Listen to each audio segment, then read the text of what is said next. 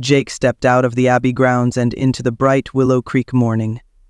As he walked down the sidewalk, the scent of fresh bread drifted from the nearby bakery, and he could hear the familiar creak of the old sign hanging above Mason's hardware store. Every step he took, his mind churned with nervous anticipation. "Carry a watermelon on my head," he whispered to himself, shaking his head. "I'm going to look ridiculous." But despite the embarrassment curling in his stomach, he pressed on, determined to complete the task Father Ben had set for him.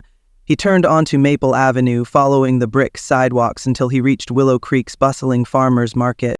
The market sprawled across the town square like a colorful quilt. Tents and tables overflowed with ripe produce, handmade crafts, jars of golden honey and fragrant flowers. Children ran between stalls, laughing, while neighbors chatted over baskets of tomatoes and peaches. The warm summer air buzzed with conversation and the soft strum of a guitar played by a local busker. Jake scanned the stands, looking for the watermelon stall. He tried to avoid eye contact with anyone he knew, hoping no one would ask why he seemed so anxious. Finally, he spotted a wooden table piled high with giant watermelons, each one glistening under the sun. Behind the table stood Mr. Raymond, a cheerful man with a sunburned neck and an apron that read, "Fruit Happens." Mr. Raymond was one of those people who seemed to know everyone in town. As soon as he saw Jake approach, he grinned and waved. "Well, if it isn't Jake Miller," Mr. Raymond called out. "You here for some fruit today?" Jake cleared his throat. Yeah. I'm looking for the biggest watermelon you've got."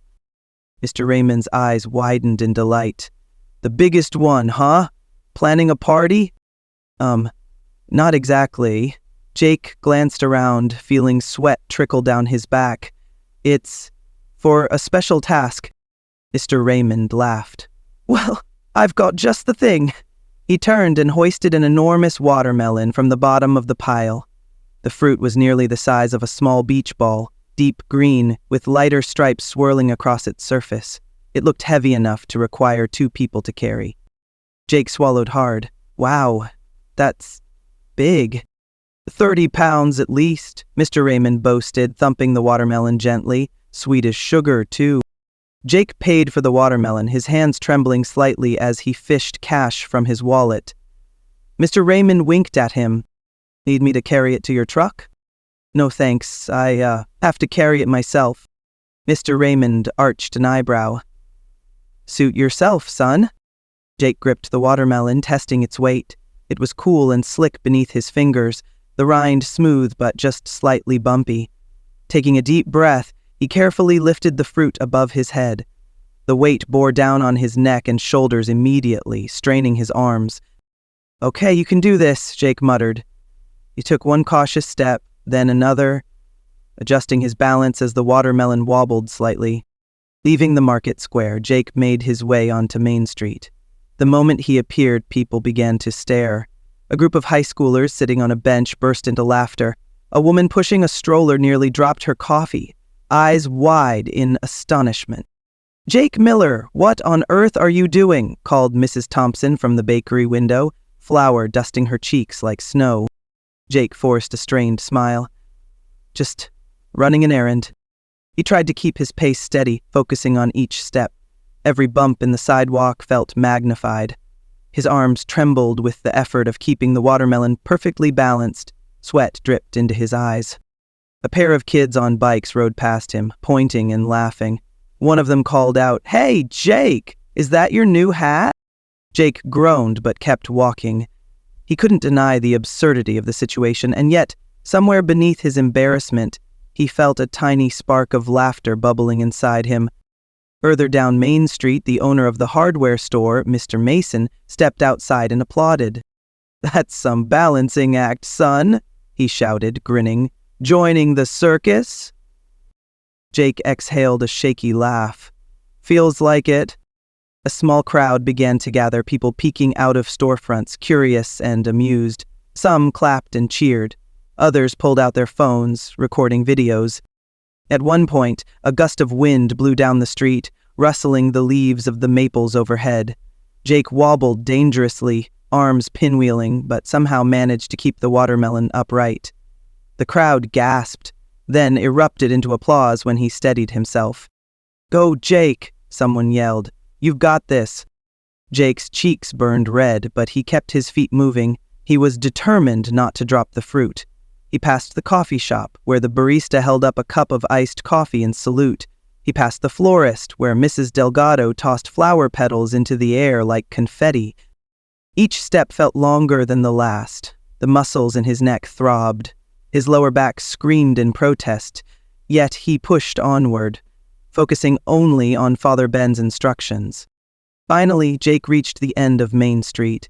He turned around and began his journey back. The crowd followed him, still laughing and cheering. By now, Jake could barely feel his arms, but he refused to give up. He realized something as he walked. The laughter echoing down the street didn't sting as much anymore. People weren't mocking him out of cruelty. They were sharing a moment of silliness. Their laughter felt lighter than ridicule. It felt like a celebration. Jake found himself laughing too, breathless though he was. By the time he returned to the farmer's market, Mr. Raymond was waiting for him, arms crossed and grinning from ear to ear. "Didn't drop it, did ya?" Mr. Raymond hollered. "Not yet," Jake panted. "Well, I'll be damned. Father Ben's always cooking up some weird lesson." Jake managed a tired smile and continued walking toward the abbey, watermelon still balanced on his head. The townspeople gave him a round of applause as he passed by, and even the kids who'd teased him earlier were now chanting his name. As he left Main Street behind, Jake felt lighter somehow. The weight of the watermelon was still there, but it didn't seem quite so impossible anymore. He couldn't help wondering what Father Ben would say when he arrived back at the abbey, and what exactly carrying a watermelon had to do with finding happiness and success. But one thing was certain, he was going to find out soon. Jake trudged back up the path to the abbey, his steps heavy, his arms trembling as he balanced the enormous watermelon on his head. Each footfall felt like it sent shocks through his spine, and every muscle in his neck burned from strain. The sun had climbed higher now, making the sweat roll down his temples and sting his eyes. But there was something different inside him, a strange, light feeling that mingled with his exhaustion. As he passed under the arched gate of the abbey garden, he heard birds singing, and he felt almost triumphant. Father Ben was still seated on the same wooden bench where Jake had left him. The squirrels had scampered off, replaced by a plump orange cat curled up at Father Ben's feet. The old monk looked up as Jake approached, his gray brows lifting and a twinkle dancing in his eyes. "Well, well, well," Father Ben exclaimed, clapping his hands together as though greeting an old friend. "If it isn't the Watermelon King himself." Jake staggered forward, his knees wobbling. With a final burst of strength, he lowered the watermelon from his head and set it gently on the bench beside Father Ben. Then he collapsed onto the grass, panting. "I did it!" Jake gasped, wiping sweat from his forehead. "I carried it all the way, through Main Street and back." Father Ben leaned over and peered at the watermelon as though inspecting a rare jewel. Then he burst into hearty laughter, his voice booming across the garden. Jake stared at him, too exhausted to speak. Finally, Father Ben wiped a tear from the corner of his eye and gave Jake a look of genuine pride. "You have no idea how many people would have given up halfway," Father Ben said, his voice softening, "or dropped that watermelon the first time someone laughed at them. But not you." Jake blinked. "Father Ben, I have to ask, what does carrying a watermelon on my head have to do with happiness and success?" Father Ben nodded, as though he'd been waiting for precisely that question. He reached over, tapping the watermelon gently with the tip of his finger.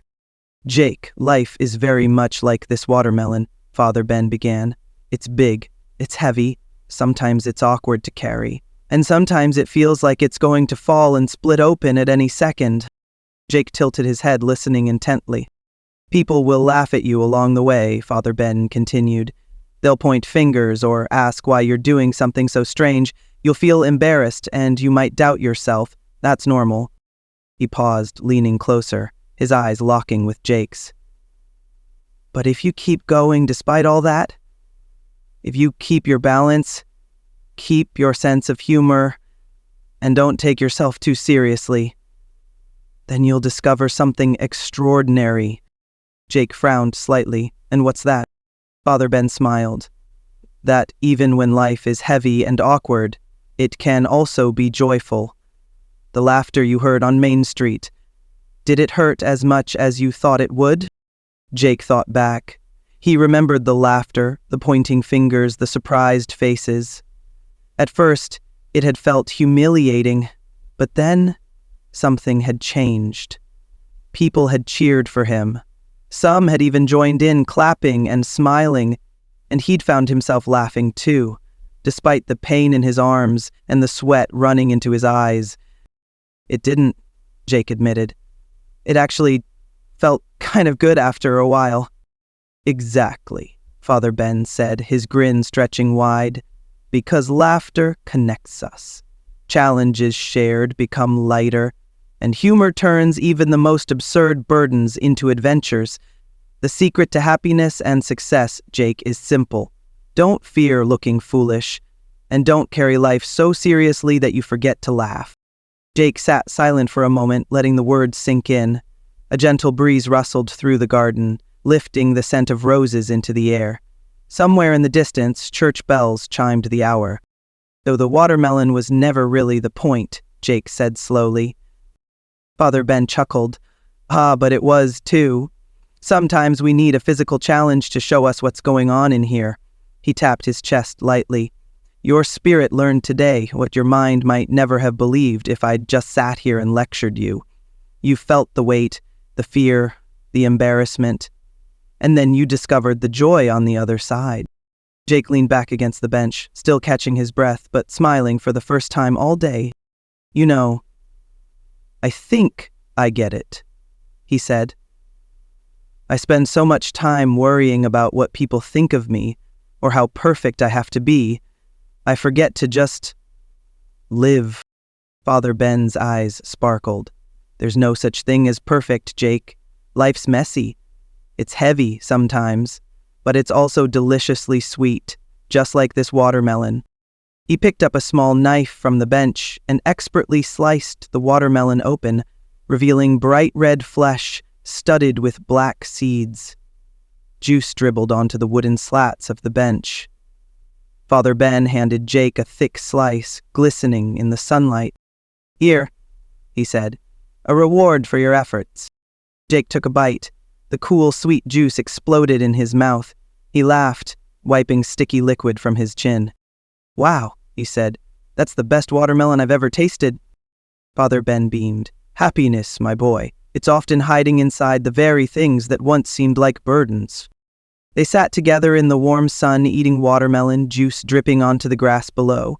Birds chirped in the trees overhead, and the plump orange cat rubbed itself against Jake's leg, purring softly. Jake felt lighter than he had in months. He knew life wouldn't stop throwing heavy watermelons his way, but now he also knew he could carry them, and even laugh while doing it. And that, he realized, was worth more than any treasure. Ever wondered how carrying a giant watermelon could reveal the secret to happiness? Stay tuned to discover a wise lesson from an unexpected challenge. Don't forget to like, subscribe, and share. In the small American town of Willow Creek, nestled between gently rolling hills and fields of golden wheat, there stood an old brick building that everyone simply called the Abbey. It wasn't a grand monastery like those pictured in books, but a modest place where a wise old monk named Father Ben lived. Father Ben was a man of gentle spirit, whose wisdom and humor were as much a part of Willow Creek as the winding main street or the sound of church bells on Sunday mornings. Though he wore simple robes and kept his gray hair tied back in a small ponytail, Father Ben possessed eyes that sparkled with a mischievous twinkle, as though he were constantly in on some cosmic joke. People came from all over town to seek his counsel. Shop owners troubled by debts, teenagers worried about love, elderly couples trying to find peace in their final years. To all of them, Father Ben offered patient advice and sometimes laughter, reminding them that life, no matter how heavy it felt, was never meant to be carried without humor. One bright summer morning, the sun rose over Willow Creek, casting golden light over the streets and waking birds into cheerful song. A young man named Jake stood at the edge of the Abbey's garden, shifting from foot to foot as he gathered the courage to approach. Jake was 22, tall and lean, with unruly brown hair and an earnest look that spoke of dreams and worries all jumbled together. Jake had grown up in Willow Creek, the son of a mechanic and a school librarian. Ever since he was a boy, he'd heard the townspeople talk about Father Ben's wisdom and how he always seemed to know the right thing to say. As he grew older, Jake began to feel a restless tug in his heart. He wanted more out of life than the same streets, the same shops, and the same conversations. He wanted to be happy. He wanted to be successful, but no matter how hard he tried, he couldn't quite figure out how to make it all happen. So on this summer morning, with the smell of blooming roses in the air and bees buzzing lazily between the flowers, Jake took a deep breath and stepped closer to Father Ben, who was seated on a wooden bench, feeding crumbs to a pair of squirrels. "Father Ben?" Jake called softly. The old monk looked up, his eyes sparkling under thick, silvery brows. "Jake, come closer, my boy. Sit with me. Tell me what's weighing on your mind." Jake sat beside him, his knees bouncing with nervous energy. For a moment, he watched the squirrels dart around Father Ben's feet. Then he blurted out, "Father Ben, I've come to ask you something important. I want to learn the secret to happiness and success. I feel like I'm always worried or chasing the next thing, but I'm never truly happy. Can you teach me?" Father Ben tilted his head, his eyes glimmering as though lit by an inner lantern. He stroked his beard thoughtfully, then a mischievous smile spread across his face. "The secret to happiness and success, you say?" Father Ben mused, leaning back against the bench. "That's quite a tall order, Jake. Many people have searched for it, in gold, in fame, in faraway lands, but perhaps you're ready to discover it closer to home." Jake leaned forward eagerly. "So, what should I do?" Father Ben chuckled, his shoulders shaking lightly. "Very well, Jake. But before I can share the secret with you, you must complete a simple task." Jake blinked. "A task?" "Yes, go to the farmer's market here in Willow Creek," Father Ben instructed, "and buy the biggest, juiciest watermelon you can find. Once you have it, balance it on your head and walk all the way down Main Street and back again without dropping it." Jake stared at Father Ben, his mouth falling open slightly. "Wait, carry a watermelon? On my head? Why?" Father Ben merely smiled and tapped Jake's chest gently with a finger. "That, my boy, you will understand soon enough. Trust me." "Will you do it?" Jake hesitated. The idea seemed absurd.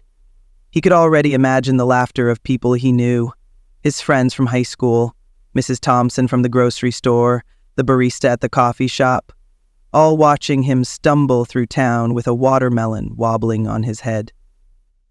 The thought alone made his face burn red.